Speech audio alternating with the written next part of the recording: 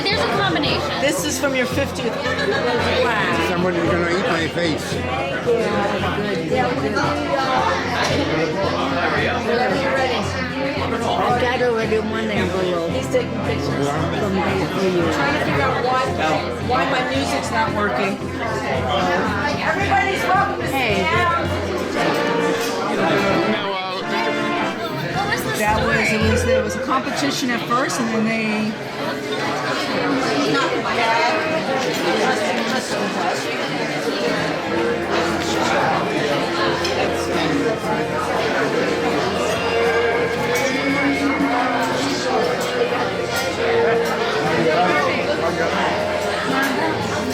Happy birthday to you. Happy birthday to you. Happy birthday, dear Grandma. Happy birthday to you.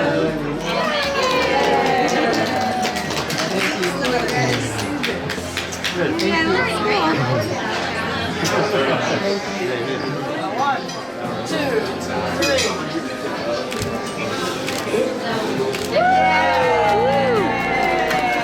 Boy, you got a lot of hot air.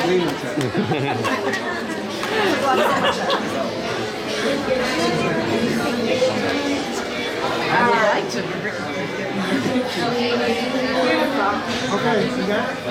Giving you a fork and we're taking the box and take the whole thing.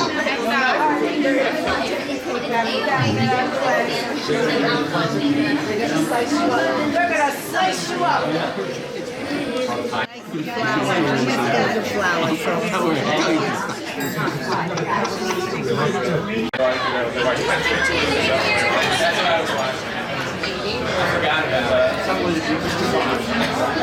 Like no one told me what to do. Go.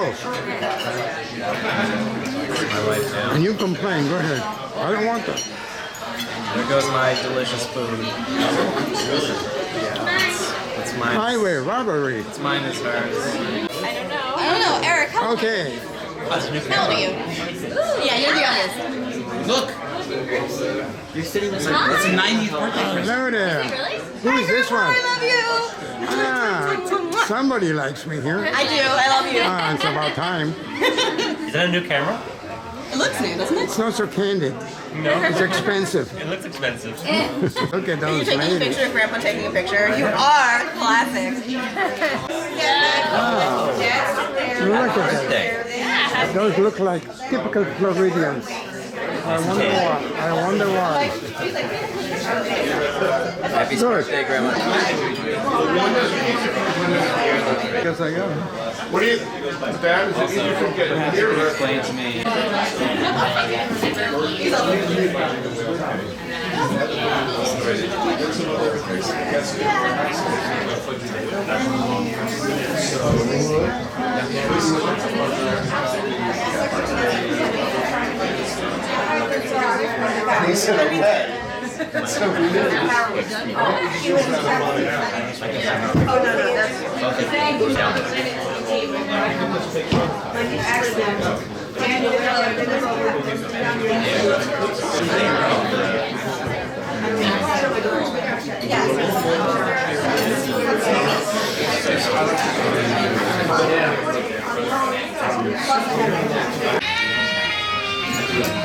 I want to thank everybody for coming today to help celebrate my dad's 90th birthday. Originally, I was thinking for about a whole 5 seconds as to whether or not to have a surprise party. But I went, yeah, he's got a heart issue. He's going to be 90.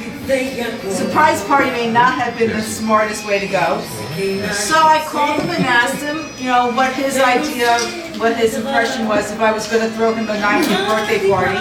Because I know you know all know my dad well enough to know that he's not one to make a big deal about himself. So I wasn't too sure whether or not he was going to be okay with it. Excitedly for me, happily for me, he was totally ready for it, definitely wanted it, and was very happy to hear that we were going to do about it. And after I sent out the invitations, everybody that called me also said to me how excited my dad is about the party, never hasn't stopped talking about it, how excited it is, thank you, how excited he is that we're doing this for him. So once again, I want to thank everybody for being here to celebrate this great day with my dad. Growing up, my dad, I don't know how many of you know, but you may have seen the pictures of it. My dad used to own a radio and television store. When he was in the Israeli army, his big deal, his job was the radio man for the troop, and also he was a mobile movie man. But he used to have in Clifton, he had a radio and television store called Allwood TV. And with this store, he didn't only sell TVs and radios, but he repaired them too.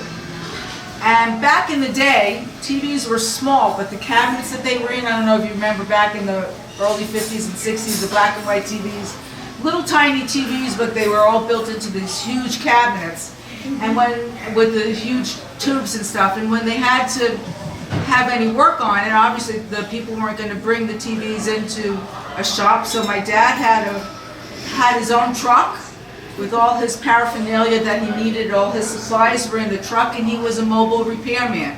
So aside from selling TVs and repairing TVs and radios, he also went out on the road all the time, and he went out to customers and repaired TVs. And one of my memories of my father, and for some reason it still sticks in my mind as we were kids, is that he had a CB radio. Back in the day, there weren't cell phones, there were CB radios. And he had a CB radio, there was a base station in the house, there was a base station in the store, and we were able to communicate with him. And to this day, I remember his calling code. It was 342. Oh my God. And we used to get on the radio as kids, because he worked Monday through Saturday. He was only off on Sundays, and we wanted to know if he was coming home for dinner, or if he's busy, or if he wasn't feeling that well that morning, how he's doing. So we would get on the radio and go, 342, where are you? And my dad would eventually, if he was at the store, he would respond. If he was in the car, in the truck, he would respond. And to this day, I remember that 342, where are you? And we used to big joke about it. So even you remember that, right? Eventually, though, color TVs became the thing, and Dad, being technically savvy, decided, well, color TVs are the thing, we're going to switch over and start selling color TVs also. But we didn't get one. Not us. Like the shoemakers' kids who walk around barefoot, that's what we were like. Everybody, he sold color TVs to everybody, but no. We still had a black and white TV for the longest time. In his bedroom, he got one, but for the rest of us, from us kids, we were still stuck with this little black and white TV. He came home one day with this new innovation. It was this screen that you put in front of the TV. It was blue on the top and green on the bottom. And this wonderful thing was supposed to convert our little black and white TV for a color TV. Well, that lasted all, 5 minutes? And got rid of it. But as being as technically savvy and into things as my dad was, when Atari came out, the first Pong program that you would play Pong with your TV, he had to have it. So as technology progressed, my dad went right along with it. Loved the new changes in technology, was into computers, he loved all the gadgets and gizmos, still does, loves all the gadgets and gizmos that come around with the new technology. And he was always the inventor, always the tinkerer. He had a shop in the basement of our house that he was always trying to invent something. He had a shop in the basement, a workshop in the basement of his store too, and eventually he came up with something called a car alarm. You guys, you know how you all have car alarms in your cars now, automatically, it's there, you don't have to request it special? Unfortunately, he gave up on it too soon, but he created the first car alarm. He actually had it patented. He had a company who bought the car alarm, and it was called the Star Alarm. Actually bought the patent, bought it outright, but then they decided not to. My dad sold the store, they hired him, and he was working for them. His name was Metra. And they decided that it was not something that was people were wanting and interested in. But as we got our own cars, and as cars changed, we all had the Star Alarm installed into our cars. And it was this little box, no bigger than a cigarette box, and it had an on-off switch, and the way it was set up was that you had to either press the brake, press the gas pedal, turn on the radio. There was a certain thing that would switch it on, and that's how your car was set for a car alarm. So he was way ahead of his time, and unfortunately that didn't get very far.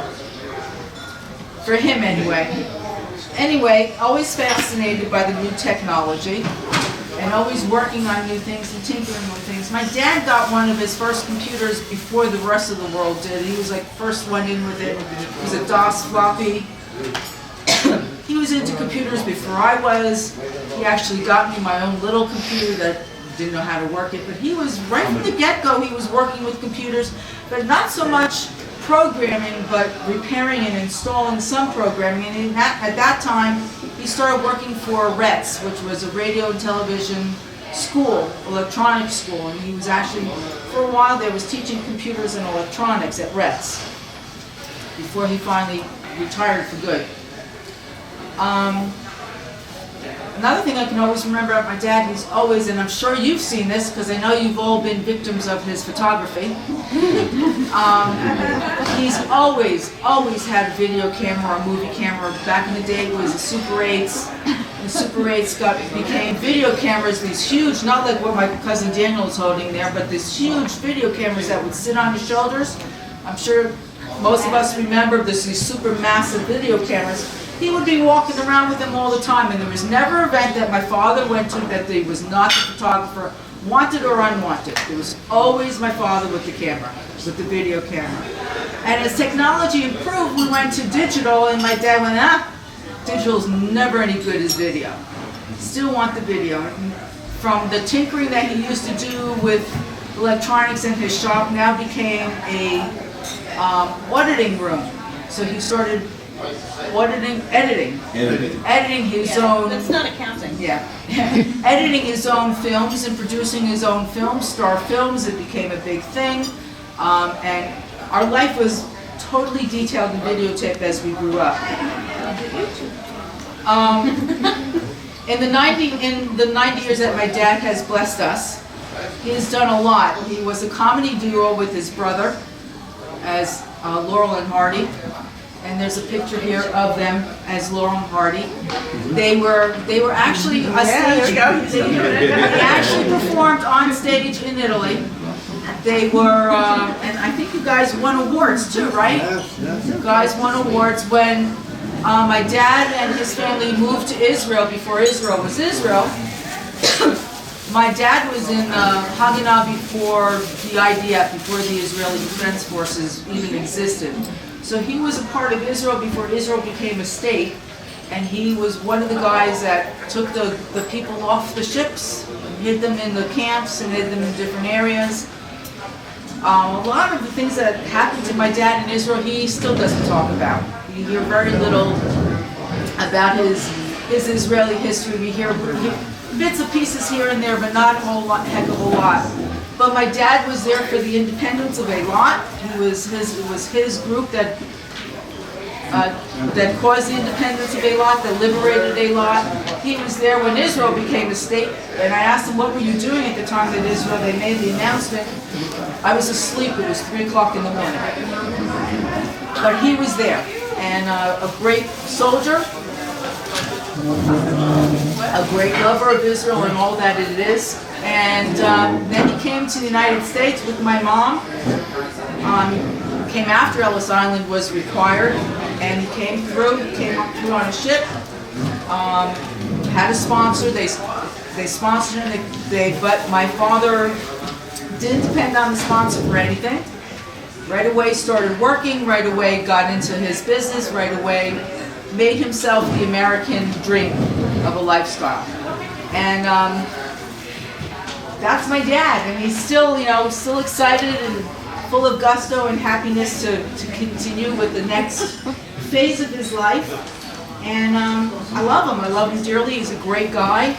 And thank you again, everybody, for coming here and celebrating my dad's 90th birthday. And I'd like to have a toast. We don't have wine glasses. It's empty. That's my dad's. All right, I'll do it. Everybody should have a wine glass. I'd like to make a toast to my dad. Happy 90th birthday, Daddy. Love you. Happy birthday. On top of everything else, I'm going to say this quietly.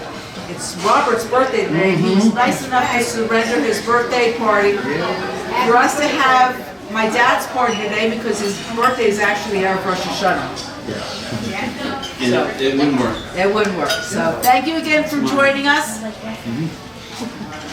Everybody have a good time, and please, anybody else have anything to say or talk about, or please be my guest and have something, say something. It's going to be a lot of fun, and he is going to have a good time with all of us. So we have had a delightful time. We've fallen in love with this man, the whole Bernstein one-stop. We've fallen in love with him. He's come to all of our parties and taken pictures of all of us. And we wish him a very, very happy 90th birthday. And we're very happy to be in his life, and Ricky's life, and all of you. We're very happy to meet all of you. So happy birthday. We love you.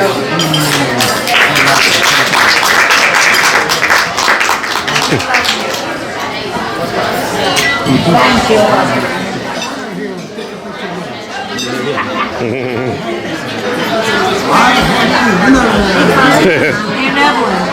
Aunt Evelyn, I thought you were going to say something. Yeah.